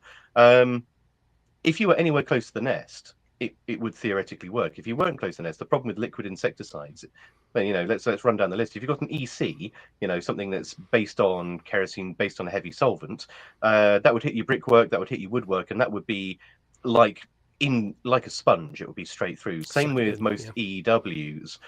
They would have a similar effect. SCs, you might get a residue left behind, but at the same time, that residue, you're relying on that wasp, which is actually relatively low contact with that environment, to walk over it and to persist on that treated area long enough and not just to walk around it. The reason that we use dusts for voids, and we've always used dusts for voids regardless of the AI, is that they are highly migratable and they do not penetrate into surfaces at all. So you spray it into a void, and instead of just sticking to the wall opposite and soaking in, they bellows out all and around, and they get carried on the wind, literally and metaphorically. So even having a 360-degree nozzle, you would treat everything that it saw and nothing else. It wouldn't be able to migrate further into the fabric of the building. So how do you work on your charging on them? Is it just you're getting such a small percentage of them in them types of scenarios that you just say, listen, a wasp nest is $100, and then you go, there's like 3 or 4% of them are going to be a couple of treatments, we're going to swallow it, that's what it is that the way it works? Yeah, so our pricing, and to get like inside baseball on this, so we'll know kind of what our gross profit margin is. So we'll know like what our direct costs really are, and then we'll mark up from that. And then that markup will add on covering the cost for up to 3 return visits into that price of every single job that we do. So the way that works is let's say costs us $67 an hour, and we double that, and then we're going to add on, hey, it might be another 45 minutes if we had to come back, and so we end up, our price is, I think it's like $267 or $275 or something like that. You know what? Holly's on here; she'll probably get on and tell me what it costs. I don't know what it costs. I'm not on the phone. The reason you do this, the reason you add this margin in, and you mentioned it earlier, and something that scares the living daylights out of pest managers in the UK, is you offer guarantees on your work, don't you? Yep. But here's how you don't have to be scared. If you know your costs, and you know what your market can bear, and you know your pricing and all that, and you're a good value, you can command a top dollar, let's say, or a top quid, as you guys say. I had to look up what that was after I heard you guys saying that. We still use this. We use the expression top dollar. I think nobody has ever said the words top quid ever in their life. First time. It's definitely a Jordan thing, isn't it? So Holly just piped in $275 plus taxes what we charge, and I think our dollar to your pound is like, I think we're a $1.27 to your pound, so it's fairly comparable, about 27% difference. So if you charge every single client that premium price, it covers any number of callbacks for anybody that calls back. Like, if you would have to be the worst pest control operator to be able to run yourself out of business by offering a guarantee, because you're building in those callbacks on every single job. So let's just say you did 100 of these at $267. You're only going to have to go back to, how many do you get a callback on? 8-10% of those. Every one of them paid for the potential of a callback, for that protection. It's like buying insurance. You buy insurance on your car hoping you never use it. The insurance company also hopes you never use it. You pay them the money, you're covered, you're protected, and most people don't have to make a claim on that. So for us, I mean, it's sort of standard here. I mean, almost everybody does some kind of guarantee on their work like that. But if you don't have your pricing in line and understand your costs, you could get a little bit of trouble. If you undercharge and then Andy, I'm going to scare the living shit out of you, mate. So Okay. I've just put it in the calculator, and you come out at £214.61. I am the most expensive of the small businesses in my area for doing wasps. It's £75 plus VAT. There are people, lots of them, who are running around doing wasp nests for 45 quid. maybe they won't be with the material changes now. It's actually, that is a really good point, because that is one of the things I'm looking forward to the most, which is as this becomes a more specialist part of pest management, as it becomes harder, we can start to bring our prices in line with all of our other practices as well. And yeah, someone said even Sean at 75 is that's still cheap. I've seen I can't signposts remember. on. Oh, I'm sorry. Yeah, but you have to remember, we had Bendiocarb, and I'm not trying to make excuses for it. I absolutely knew, as Hugh said, out of 300 nests, if I got called back for 3 of them, I would be absolutely gutted. It was that effective. Yeah. And so you're relying on the efficacy of that material to keep you're not relying on it. It is artificially keeping your prices low and keeping the market prices low. So I can't remember who it was. There was a famous entomologist that said every time that there's regulatory restriction, the pest control industry makes more money. We only go up. Every time there's a law that they take something off the market, they change, use of glue boards over there and that kind of thing. It makes it more difficult. It makes it more specialized. It takes more training. It takes more time, and the price goes up. Invariably. You just got to figure out, okay, how do we still get this job done? We may have to invent a new way to do something, but you're going to command more money for it in the long run. Yeah, Absolutely. yeah, no, Absolutely. Yeah. I agree. I've said this all along. We want to be seen as a professional industry, and then all of a sudden we are given the opportunity to deal with something which is far more complicated, requires more brain power, and you have to do a little bit more homework, and you have to put a bit more effort in. You have to know what you're doing, and people are like, I can't believe it. I don't want this to happen. I'm like, you're professionals, like. Roll with the punches, aren't you? Go figure it out. And Sean, you that's one of the most important things said in this hour here is I felt all along we need to be a professional industry, not a trade. I think we got to start moving past. We're not laborers. For a long time, we tried to fight our way up to be tradesmen, right? And we'd be like, oh, we're not these losers that do pest control. We're tradesmen. I think at the next jump over the next 15, 20 years is we need to be professionals. We need to be seen as that and get paid for that and have people that this is their career as a professional. And I feel like that's the direction we need to push things. This Sean Muller writes a thing. I hate the term pesty. So do I. I just think it's derogatory. I don't think I'm not a pet. I'd like to think I'm not a pesty, Like, I'd like to think I'm worth a little bit more than to be called that. Like, I just don't like it. I use it as a term of endearment, I have to say. I professionally, it's pest management. That's it, pest managers, yeah. Yeah. Wait, so so we can call each other pesties, but it's other people can't call us that, right? Is it like where you have a racial group that they can call each other a certain thing and someone outside that group can't use that same word? I don't know. Not to say what words I'm talking about here.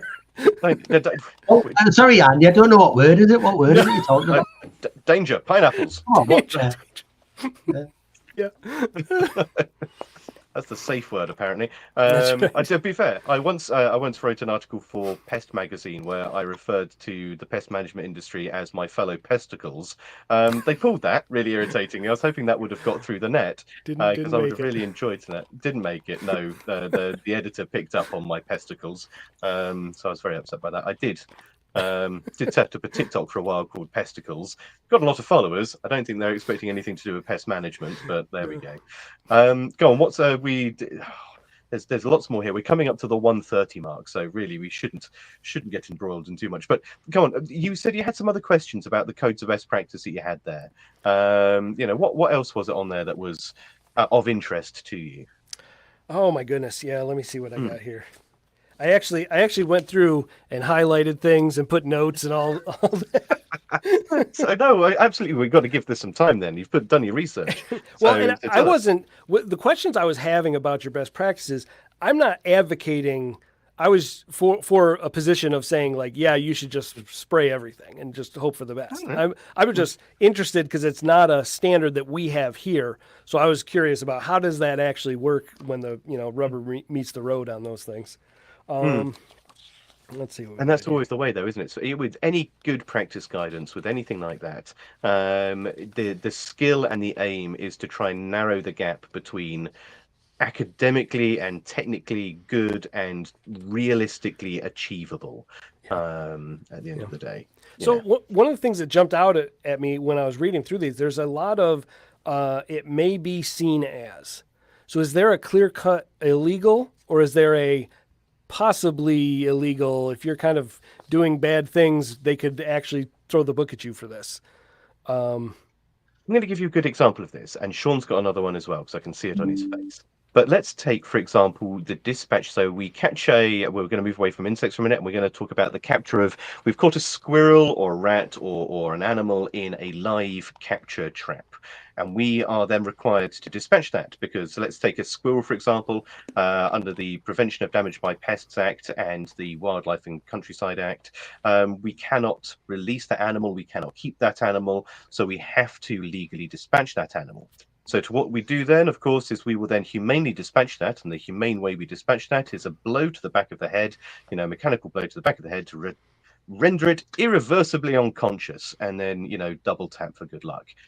But if you read the Wild Mammals Protection Act, it specifically states within that it's illegal to kick, beat, and there's a whole list of things, including to beat that animal to death. But of course, it has a provision in there, unless done by professional under the auspices of humane pest control. So on the one hand, you have a bit of legislation that says I cannot let this squirrel go. I have another bit of legislation that says I cannot keep the squirrel. And so the impetus, therefore, is that you have to humanely dispatch this animal. However, the bit of legislation that says how you can deal with a wild animal clearly states that you cannot beat it unless you're a pest manager doing this thing. So English law sometimes can be a little bit convoluted. So when you say, is it black and white? Sometimes very much yes, this is illegal. Other times there is an element of what you call operating within the spirit of the law. If you beat that animal to death, starting at the tail and working up to the top, that definitely isn't humane pest control. Now, if you start at the, do it as you're meant to do it, then that does fall under that auspices. So yeah, we do have an element of flexibility, but it all comes down to being able to justify why you did that thing, and that justification always, realistically, in my opinion, has to come back to the welfare of that animal. So does that bring up the need for really good contemporaneous documentation of what you're doing and why? Yes, absolutely. Report everything. Everything goes on your treatment report. So you do a site survey to begin with, you risk assess it, you undertake your treatment, you record exactly what you did on the treatment. Because what's your favorite expression, Sean? If you didn't write it down, it didn't happen. That's right. Didn't happen. No, that's not it. Yeah, That's right. yeah, didn't happen. Is that happening? Is that how people are working day to day? No. So yes and no. So I can actually give you a lot of information on this. So we have a small business where I had some software made and we sell it. We white label it for pest controllers. So we get to see a vast difference in businesses that come to us. And one of the things that I became very aware of very quickly was that there is a lot of small one-man band pest controllers who are not doing any paperwork. And they want to do paperwork. They've got every intention of doing paperwork. They're not. But this is what I say to people all the time. Like when I hear someone turn around and say, I can do 20 wasp nests in a day. Well, if you work it out feasibly and you think, well, it's going to take you 10 minutes to get there and 10 minutes to get back. So then you do that by 20. If your paperwork starts taking 5-10 minutes to fill in, all of a sudden, when you do their figures, you stand there and you go, something is missing. And then the whole thing of, can you, if you are charging £45, like $57 for a wasp nest, can you afford to take the time to fill in the paperwork? So it became very, very evident very quickly to us when straight away I'd talk to people, I'd be like, they're never going to get this because they're not doing paperwork now. And then, of course, you can go all the way through to the bigger firms who are doing paperwork to the letter, and that's why they are charging the premium. Another one of my favourite saying, your money is in your paperwork, not in your hard work. Customer doesn't know what you've done. They don't know, do they? They don't have a clue. And I didn't realise until I started doing like paperwork properly, people read it. I don't. You send me an email, I don't even fucking open it, mate. I'm not bothered. Job's done, paper done, I'm off, I'm done. There are people out there, lots and lots, the vast majority of your customers will open up every report you do and will read it. But yeah, there's a lot of people don't.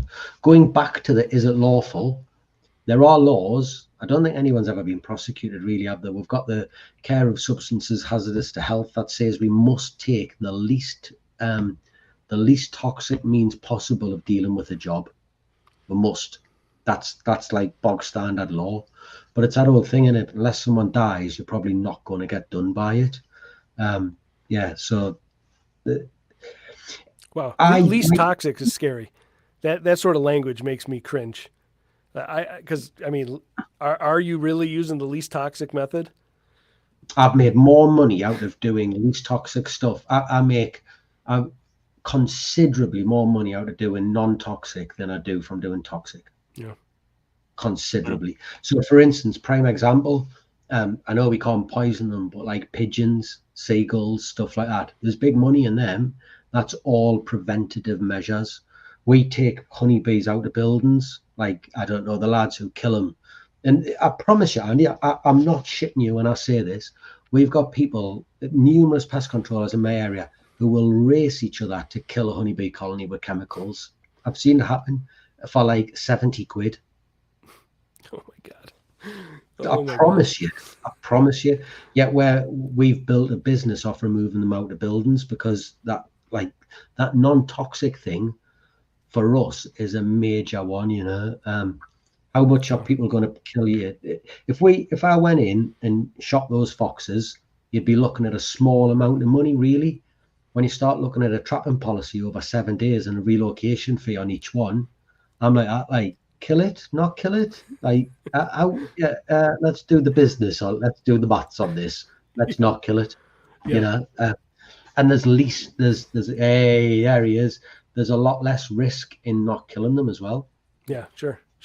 You're not getting thrown the wall. So I used to be like you with a non-toxic, and now I'm like, as soon as people say non-toxic, I'm just like, Yeah, I don't worry about it as far as like implementing that or doing that sort of thing. I worry in the legal sense. Like, is there something you weren't aware of that could have been less toxic? And if let's say you did a bait application and there's 5 different baits you could use, and they're arranged from 1 to 5, 1 being the least toxic, 5 being the most. You're not aware of number 1, but you use number 2. So we have a provision, and I'm not sure if you have it out in the States as well. It's called what is reasonably practicable. And if you take that into health and safety terms, health and safety says you must, if you're changing a light bulb in the ceiling, look up now at your light bulb. If you're to change that light bulb, you must take all reasonable precautions to keep that technician to change that light bulb safe. And technically, the best way of doing that, the best way of changing that light bulb is to install a scaffold with a nice slow ramp up there to have 2 guys changing the light bulbs at all times. But of course, that's not the way. The most reasonably practicable way of changing that light bulb is to stand on a step ladder while someone else supports it and to change that light bulb. It's a similar provision here, which is it's the maximum impact for the minimum cost. And by cost, I don't mean cost which is financial. I mean cost which is cost to the environment, cost to the risks. So with that, because arguably natural pyrethrum is of lower toxicity. Diatomaceous earth is lower toxicity than the pyrethroids. Would you use diatomaceous earth on a wasp nest? No. Theoretically, on paper, It works. It'll kill wasps. However, is it reasonably practicable to do that? Absolutely not. So I would argue that's where that stands. You're smirking, Sean, like I've said something tremendously funny. No, I'm looking at something else, and someone's just sent us a message saying PM me about something, and I'm giggling. I knew you was going to send it as well, as I knew.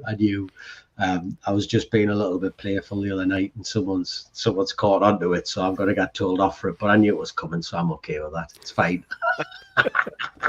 In trouble later on. But Scott Johnson said it from the BPCA, didn't he? He said for us to lose rodenticide, basically, someone's going to have to poison the Queen's corgis. No, not for us to lose rodenticide. That wasn't what he was saying. He was saying for us to, for the government to enforce or to force a licensing upon our industry, there would have to be a fairly cataclysmic event occur. And I think he flippantly used the Queen's corgis as an example. But that was around licensing, not necessarily to lose. Sorry, I've lost a little bit there. What I was trying to say is for us to get, I think my gut feeling is for us to get prosecuted on anything, there's going to have to be something severe. No one's coming out to check up on whether they used indoxacarb or imidacloprid or whatever it is. Or you're going to have to do something within he's going to say they are, aren't they? Yeah. They're going to have to do something within the industry where someone within the industry grasses you up. So, like, wait, you don't have regulatory inspections? Like, you don't have somebody from the government that comes and inspects your facility and truck and all? Oh, wow. Okay. No, and maybe that's some of the thing. I don't trust that our government will be reasonable all the time, or make or I can trust that their idea of what is reasonable is reasonable. And we do have regulatory inspections. We'll be stopped in the field by an agent with a gun and a badge, and they'll do a pesticide control inspection and take everything out of your truck and show me all the paperwork. And they'll do usually it's at least once a year. They'll come to your facility, check on all your records, make sure your pesticide reporting is in line and your storage is proper and you don't have anything that's off label or, anything like that. So no one really looks after you guys out over there? The trade associations will do audits of their own members in order to remain within the trade associations. Okay. And the trade associations, you saw there, the codes of best practice came from the BPCA. And they both the MPTA and the BPCA will spot audit their members to make sure that they are compliant to their own self-imposed codes of conduct. Okay. But there is no governing body. But Sean, you were saying that nobody brings legislation to bear. Two things. There used to be a gentleman called Paul Butt, and he would go out and he would find, yes, we all remember Paul. We all need another Paul in our lives at the end of the day. Paul Butt worked for Natural England, which is a wing of government, and he personally, he hated it. He hated being it, but he was the self-imposed watchdog of our industry, and he would go out and he would find criminal offences and he would actually bring people to that. But he was one man from one department, and that wasn't his job. It was something that was kind of foisted upon him. But since then, the CRD, so the Chemical Regulatory Division of HSE, last year before, brought out a whole load of enforcement agents for looking at chemical use and chemical misuse and malpractice in the agricultural industry, with the thought that if that system worked, they would start to roll it out to the other users of biocides. I saw on LinkedIn a little while back, the same gentleman who was heading this task force for ag putting out a job advert for applicants for 50 more enforcement officers. So with that, I can only assume that it went particularly well, and that the days of being able to operate in anonymity and under the cloak and dagger of, not being watched, I would, if I was a betting man, which I occasionally am, I would not put good money on the fact that a blind eye is any kind of protection anymore. Wow. Do you know, though, going back to Andy's point from earlier about pricing and things like that, I would almost guarantee you that the reason why you can charge them higher prices is because of that. Because I would think a lot of our guys at 45 quid a wasp nest, if they were going to get put through that, would simply stop doing the job. They would no longer, if they had to get licensed, if that had to happen, because I don't have to tell you lads, at 45 quid a wasp nest doing that, there isn't the time, the money, or the inclination in order to get yourself that to put yourself in a position where you could pass those examinations. Yeah, Sean, that's an interesting point too, because the cost, if we're comparing pricing, across the pond here, we have to pay state licensing fees for all of our guys and state registration to be in business and whatnot. And it's actually in New York State, the state registration to be a pest control operator and the license to be a pesticide applicator is the most expensive government regulated license. It's more than a doctor. It costs more than it does a doctor to be licensed as a pest control applicator. So there's going to be some of those things that are baked into the cake of our pricing here. And is that a good thing or a bad thing in your opinion? It keeps competition down. Yeah. I mean, you don't have just anybody doing it. So, I mean, it's not. I see Nigel Farage say something. They're talking about the big banks, and they're talking about regulation of the big banks. And he turned around and he said, let's get this right. Big banks love regulation because it keeps little banks from starting up. Yeah. If we could have that over here, if you are the person who can afford to pay that, you are flying, aren't you? Yeah, for sure. I saw Neil had an interesting question about, do you have access to common pesticides? Yeah, it depends on the state. Every state is a little bit different. In New York State, anything, they have a 4-tiered system for toxicities ratings for pesticides. Anything that's caution rated or below, which is the lowest ratings of most of your pyrethroids are down there. But pretty much almost anything that we stock, that we use, you can buy in our state. The homeowner could go and buy exactly what we're using. They could get it over the counter, the exact same stuff. Sometimes it's branded slightly differently. It's not the exact same brand, but it's the exact same active and comes out of the same factory and has a different label on it. Yeah. We're similar in the sense that the only products which a homeowner cannot buy are certain strengths of rodenticide. So when I say strengths, I mean ppmage. They can still buy single feeds and multi feeds, but they can only buy it capped at 25 ppm. And at that point, the only thing distinguishing a homeowner from a professional is whether or not they charge someone if they want to do the work. Sure. Yeah. Oh, yeah. You guys are like this. So they changed. I don't know if I told you this before. They changed something with the rodenticides. There was a risk mitigation decision that our Environmental Protection Agency had a few years back. And to prevent second generation anticoagulants from causing problems, they wanted to limit access to homeowners. So to do that, they took everything off the market that was second generation anticoagulant that was sold in under 18-pound pails. So you couldn't buy a 1 or 2 blocks of rodenticide. You could only buy a nearly 20-pound bucket of it. That seems wildly counterintuitive. It does. Yeah. Yeah. There's not a lot of reason. Absolutely unreal. You know what it is? Right.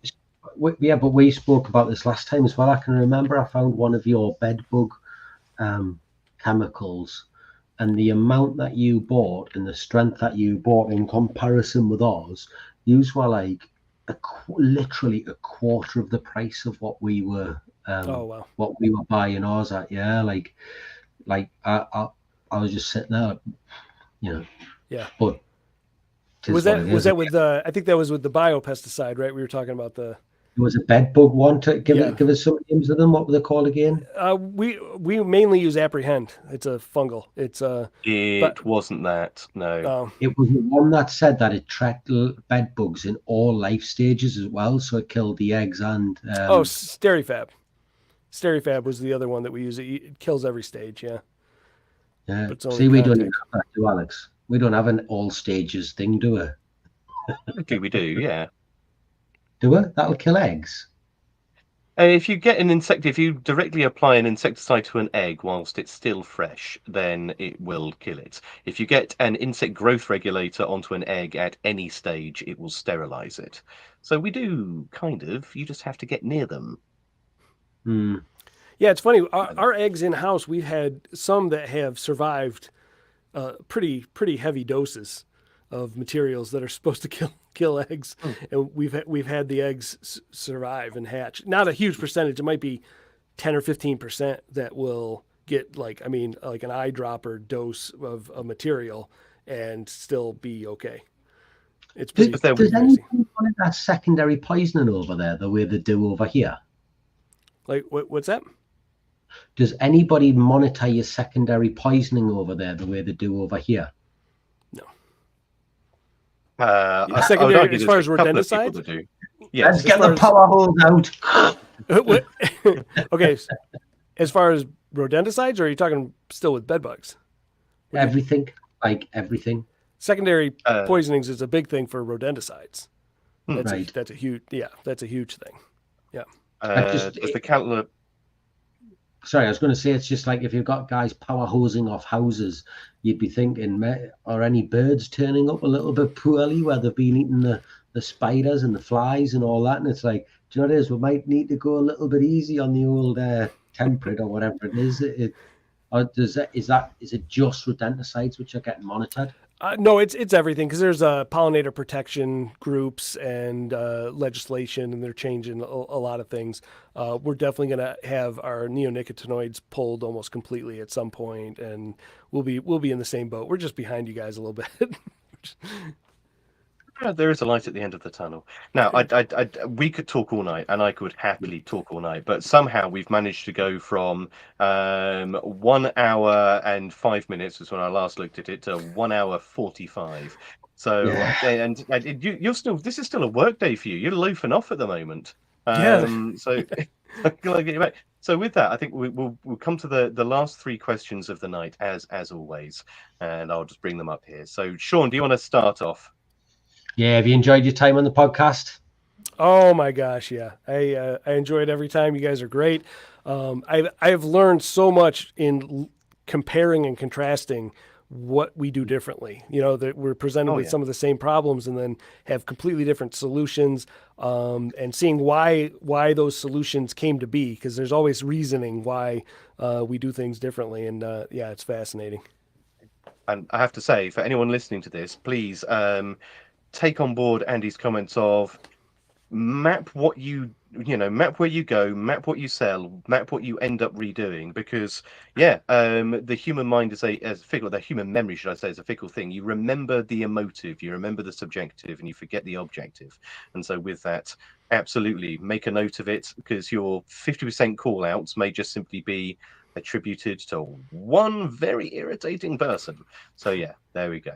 I'll go to the next one, which is give us a shameless plug. And by that, I mean, if you were to, pest managers from UK, from USA were to wake up tomorrow morning and to do just one thing, buy your thing, listen to your podcast, jump up and down on one leg, what would it be? What would be the one thing you got us all to do? I would say go check out our podcast, Coast to Coast Pest Talk. There is a lot of unorthodox conversation that we'll end up having. We rarely, Gabe and I, my co-host out on the West Coast in Portland, couldn't be here today. He's training a guy. But we end up talking about a lot of stuff that doesn't get a lot of attention. We rarely talk about pests. Like this is the most technical conversation on a podcast I probably ever had was today. Usually we're talking about, hiring and firing and why you're scared to invest and how to grow your company and that kind of thing. So check that out. Sorry. And the last one, which will be, I'll let Sean say it, but just for anyone watching. What's that? Who would you like to see on the podcast? Oh my gosh, who would I like to see on the podcast? Gabe. We got to get Gabe Seymour from Pest Patrol, right? Come on, man. Twice now. Yeah, I know he's dodging us. I'll give him a hard time. I will give him. It's funny because he talks. He's West Coast, so he's a little slower, more mellow. So he probably will work with you guys just right. I'm a little more New York, talk fast and loud, that sort of thing. To be fair, the podcast I did with you two, I absolutely love. So we have to get Gabe on because he is. He will have his own very unique perspectives because the pair of you come from, not just two very different parts of the country, but you have two fairly different business models. You have two Totally. different approaches. I've listened to your podcast before, especially ones around do you cold call, do you actively look for people. It's just two different business mindsets, and so it'd be really lovely to get you both on, just to as Sean and I do, which is we don't agree on everything, which is what makes life so interesting at the end of the day.